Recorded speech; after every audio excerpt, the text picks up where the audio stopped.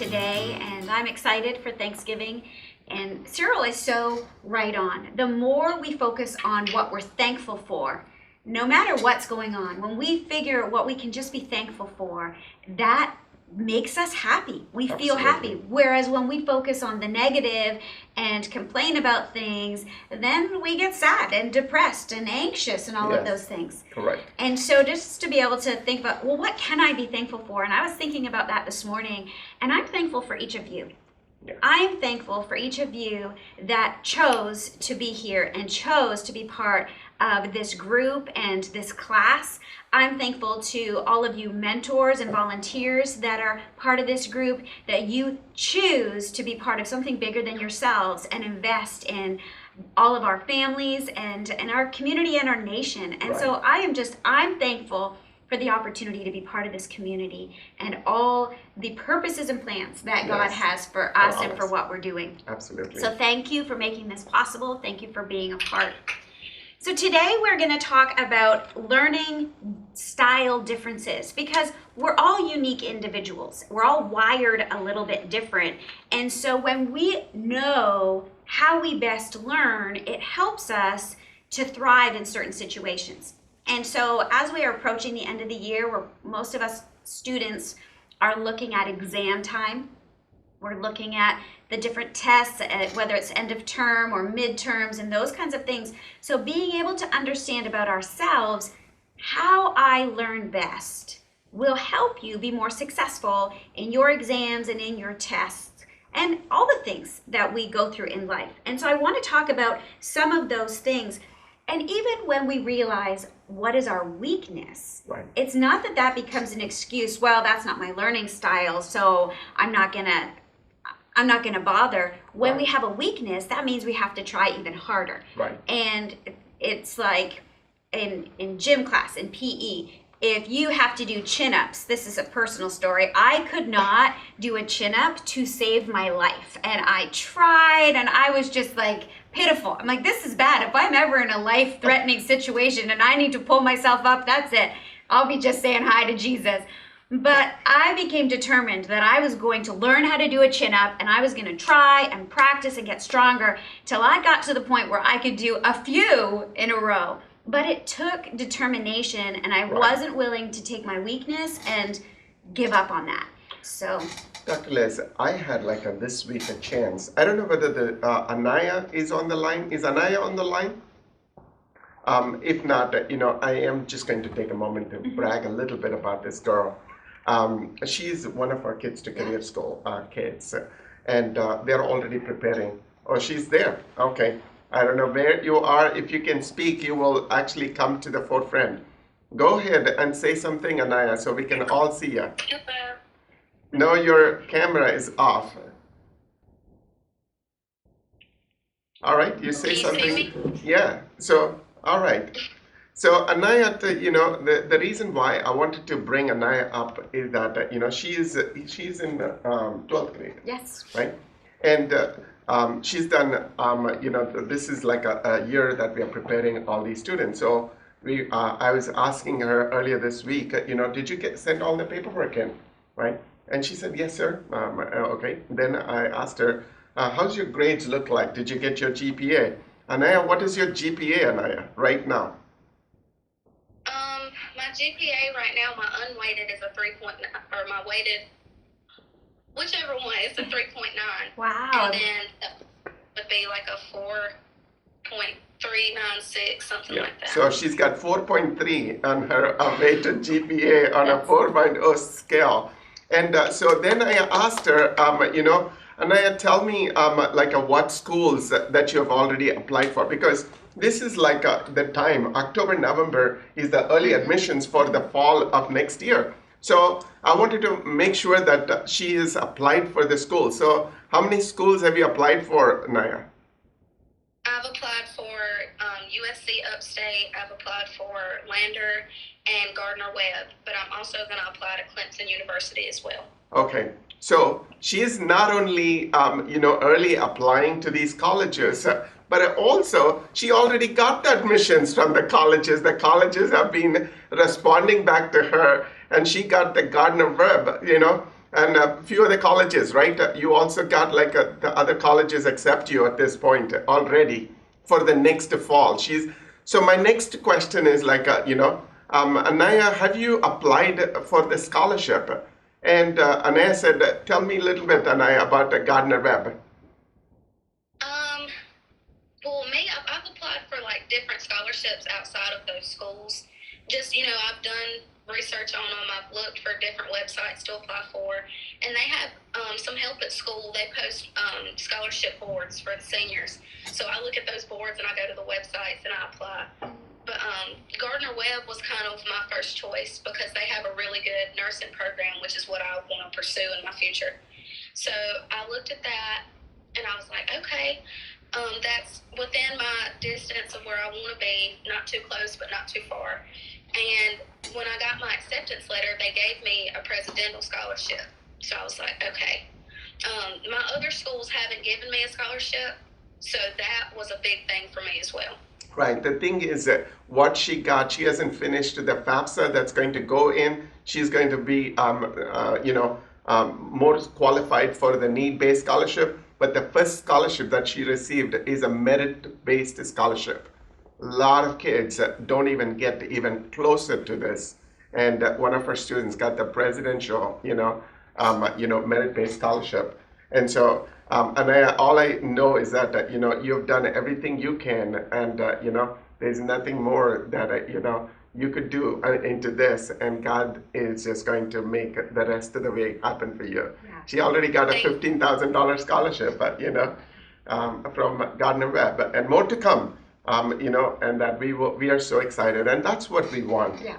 Dr. Liz, as you're talking about the learning differences, these are the kind of things that you're pouring into the lives of these children. We are so excited for you. We are so proud of you. This is amazing, and thank you. And so keep going, and we will just support you and be a strength to you. And this is great news. Thank you for sharing. Thank you for sharing. So I want to talk about some different learning styles so that okay, I don't really learn the best in this kind of environment. I learn better like this. So when I'm studying, these are some things, some tools for my toolkit. Right. And so if you have a little scrap piece of paper, I'm going to ask you some questions, and I would like you to just kind of jot down like tally marks for these questions. So the first question, this is going to be section A. The first question is, I learn best when, and if this is a yes for you, go ahead and just mark a tally mark. If it's nothing, just leave it blank. I learn best when I'm listening to music. If you always have to have music on when you're studying, you're going to put a tally mark. I learn best when there is background noise in the room. There are some people that have to have the TV on all the time. I learn best when I hear the voice of a character in a book. I learn best when I write poetry or songs. I learn best when I can follow a beat and showcase musical patterns and rhythms. Okay, so that's section A. So tally up how many marks you got in that one. And we'll move on. Here's section L. I learn best, so this is a new category. I learn best when I have time to think about things. I learn best when I analyze the environment. Number 3, I learn best when comparisons are on a graph. I learn best, and Cyril might learn best there, when comparisons are on a graph. I learn best when I recognize a sequence of events. I learn best when I can detect patterns. So that's section L. You can see how many tally marks you got in section L. Okay, section P. I learn best when I hold something. There is this great movie called Akilah and the Bee, and she's doing a spelling bee, and she finds that when she is skipping, she can retain the information. So she has this pattern, and she's moving and holding the skipping rope. She can retain the information of how to spell these words that I've never even heard of, which is amazing. So I learn best when I hold something. Number 2, I learn best when I am seeing color and movement. Number 3, I learn best when I am building something. Number 4, I learn best when I move around in the classroom. I used to be a classroom teacher and I had students that could never sit still. They were always migrating everywhere. I learn best when I can do projects and incorporate art into it. All right, now on, so tally up, count up your tally marks for P. Now we're on to S. I learn best when I am in a group. 2, I learn best when I know people in the class. You know, you need those social people around. Number 3, I learn best when I brainstorm and process ideas with multiple people. Number 4, I learn best when conversation with others is encouraged. Some people cannot bear to be in a quiet classroom. Number 5, I learn best when a variety of opinions are shared. So go ahead and count up your tallies for section S. Now we have section SY. I learn best when I am alone. Number 2, I learn best when I journal events. Number 3, I learn best when I am focused on a good book. Number 4, I learn best when I have quiet, uninterrupted space. I love quiet, uninterrupted space. Number 5, I learn best when I take time to think about myself. Okay, so count up those tallies for SY. Now we have section V. I learn best when I am watching a video. Some kids have to see it on a screen and it goes in. Not everybody. Number 2, I learn best when I can imagine scenarios.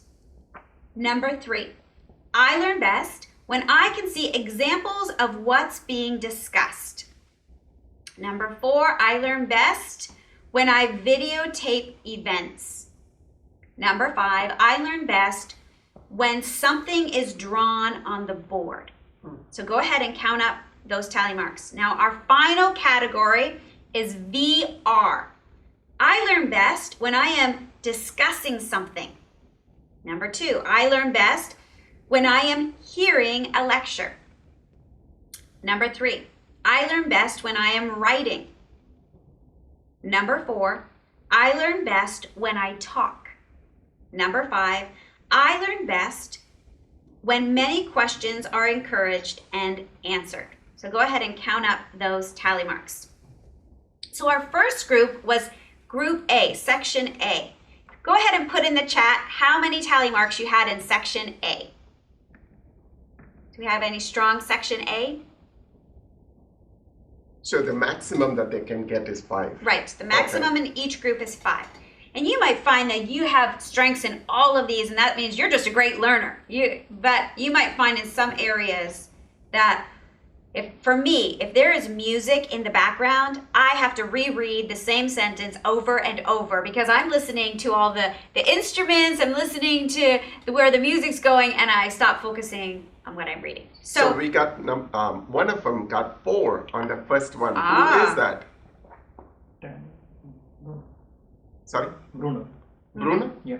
All right, wonderful. So A was for auditory. So that means you are really strong as an auditory learner. The things that your brain is extra stimulated when you are hearing things. So that's very cool. Okay, the next one was section L. What were some of the numbers for section L? I think the second, there is a 3 from the same person, Bruno. Ah. And what was the next one? Natalie? Yeah, Natalia. Natalia has got 4. And Amaya 3. Amaya's 3. And Matty is 4. who? Matty. Maddie is 4. That's Great. wonderful. So L is for a logical learner. So things have to make sense, like chronological order, for you to yes, I get it. I see how we got here. It makes sense. I know it. I can talk about it or understand it. What about section P. How did we do in section P? Okay. I see Amaya, right? Yeah. Amaya. Natalia 2, Matty 2, Amaya 2, Takori 3. So Takori. Yeah, so section P is for a physical learner. So you have to tactile, and you're like, this helps me understand and to build things and to kind of see it from a 3D perspective and that kind of thing. Or even some people just need like a fidget spinner. They need something because it takes all that extra genius and it focuses somewhere, like a lightning rod. Right. Yeah. So the next one was S. Section S. How did we do in section S? Bruno is 3, Mm-hmm. Matty is 3, Natalia is 3, Jaden is 4. Oh. So S is a social learner. So you do well when you feel good when you're around people you know and trust. And so then you can learn better. And when you can talk about it and have healthy camaraderie and make those connections, then you thrive in that kind of a learning environment. Okay, the next section was SY. Jaden is 4. Jaden is 4. Yeah. SY. How did we do in section SY? Bruno is 2, Matty is 2, Natalia is 3 on that, Takori 2, Jaden 4. Cool. I am really strong in the SY category. Amaya? 2. 2. Perfect. Yeah, now so this is solitary. I learn best and process when I can be by myself, read through it. Yeah, I'll even draw it or do different things, but if I'm by myself and I'm not distracted by other people or music or things like that, that's where I thrive in my studying. Okay, the next one was V. How did we do in the V category? Yeah, Bruno 5, Natalia 5, Matty is 3, Takori 4, Maya 4. Great, that's a lot of strength there. there. Of strength there. So that's a visual learner. And most of us, we're not just kind of one thing. We need strength in all these different departments. And so to know that I need to see things or draw it in a picture, and because then I can make a connection. And so then when I'm in an exam, I have that visual of that picture that I drew and things like that. It really helps you to make connections and recall that information. It's so funny, Dr. Liz. I've never realized till this point that, when I'm preparing my message or, writing some, topic like a notes in a book, I actually need a lot of sound. People have to be noisy. In fact, I put a lot of messages in my room, so they're just like a talking. So that sound has to be there in the room for me to prepare my message. Wow, so that's something you've learned about yourself today. Absolutely. You need that. Stimulate your brain. That's very good. There's some things with visual learners that I learned when I was in college if you have the opportunity to go to the room where your exam is going to be and to sit in that room and actually study, go over your notes while you're in that environment. You see what the walls look like, you see what the chairs look like, you see where the teacher is, and you study in that environment. Then when you're recalling the information, you'll be able to see in your brain what your notes look like and what the room looked like, and it will help you recall that information. So that was, and same with using different colors. So if you underline everything that I had to do with this detail, I underlined it in red, and you kind of make a little chart for yourself, then it helps you to recall that information. Right. Okay, so our last group was VR. How did we do in the VR category? Natalia 5,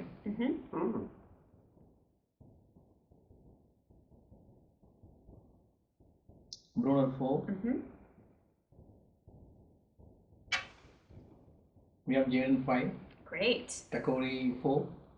Matty 1. That's wonderful. So VR is verbal. There's something to be said about when you learn something and you know it for your own information. But when you can talk about it, when you can teach it, then you know you have it. Then you know you really understand it. And so the more, and that's part of what's good about group work and group studying, if everybody's staying focused, when you talk about it, that means that you're able to put those ideas together and formulate it in an interesting way, but also a factual way. So that's really great, and it's a strong thing to have in your learning styles. So as we close in this lesson for today, I want to encourage you, as you're preparing for your midterms, as you're preparing for your exams, to think about where your strengths are, and be okay if it's not a strength for you to have noise, then be disciplined enough to turn off the TV, turn off the music, go into a quiet area, because you know, as much as you want to be around people, you'll study better if you're by yourself. But if you need that noise, like Cyril does, then go ahead and put on some good music. One of the tricks to that is, if you really do well with hearing music, every time you study for that test, you should listen to the same album. So whatever style of music is good for you, put on the same album and let it play, because there will be triggers in those songs that you remember, oh, when my brain heard this song, I remembered this fact, and that will help you recall your information. Excellent. Wonderful, Dr. Liz. Thank you so much. The thing is, a lot of learning styles are out there. What does it do, Dr. Liz, knowing this is my style? How do we help our students if they need to be social? I mean, they know now that's what their strength is, but is there a tool that they can use, as part of this, because some of the kids, I saw Natalie, I saw Maddie, and, Jaden, they have like a strength on different areas. So is there specific that they need to be doing when they have strength on different areas? Yeah, so if your strength, well, you can look at, all right, I need quiet space to do some of my learning, but then I also should get together with some trusted people in my class to talk about it. After I've done my due diligence to study it, then I'm going to get together with either one or two people. If the study group is too big, then it's easy to get off topic. But if you choose a couple people who are serious about their studies, and you get together and you talk about it, and that helps with the social side of things and the group work side of things. Perfect. Thank you, Dr. Liz, for being with us today.